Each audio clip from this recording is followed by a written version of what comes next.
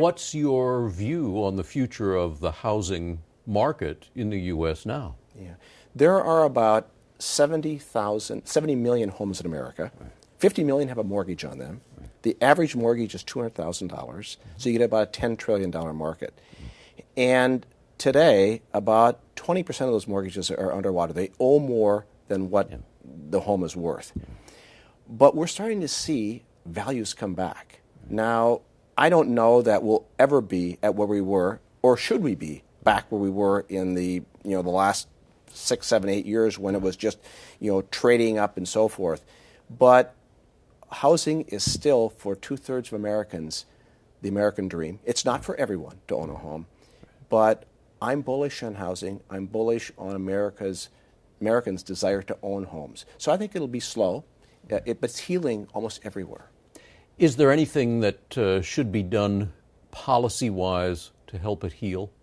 Yeah, I think that you can't have Freddie and Fannie be in the situation they're in. No one ever contemplated that this conservatorship would go on for 3 years, 4 years, 5 years.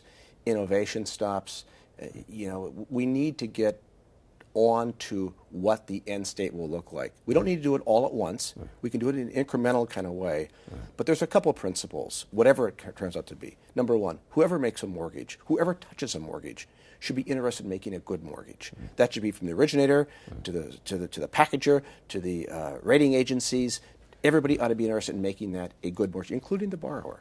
And secondly, whatever the government's involvement is, it should be explicit. Exactly. We should know what they're doing. They get paid for it, and there's ways of getting that done. Yeah. Do Fannie and Freddie have a future? Do they have a role? They have a role. They have a role because think of the 10, something like a Freddie and Fannie. I don't know if it needs to be them exactly, but they ought not be in the portfolio business.